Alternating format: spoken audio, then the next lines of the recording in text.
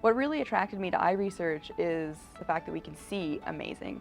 And it's something that we really take for granted. The fact that we can see in the level of detail that we can see in the number of colors is amazing, and it's only possible because of this vast network of different cells that are working together. I'm doing my PhD in inherited retinal diseases. I'm focusing primarily on diseases that affect the light-sensitive cells in the eye, the photoreceptors, and how the different kinds of photoreceptors, those being rods and cones for daytime and night vision, how they are differentially susceptible to disease. I'm using zebrafish to model diseases that we do see in humans, so we can actually observe why the cells in the eye are dying and how that's happening, and potentially how that can be prevented. Nicole was very interested in this particular disorder that we had been studying here in Edmonton called occult macular dystrophy.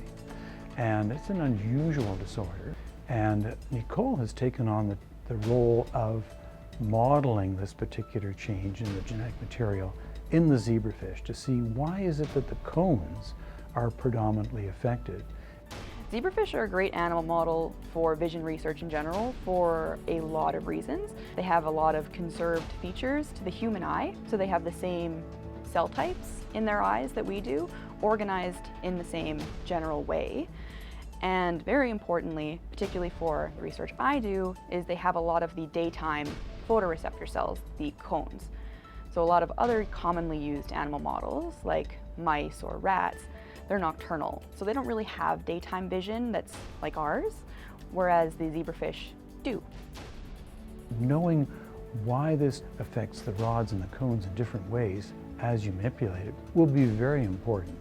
Very important for therapies, very important for our understanding of why the cones survive, really, in many degenerative diseases of the eye.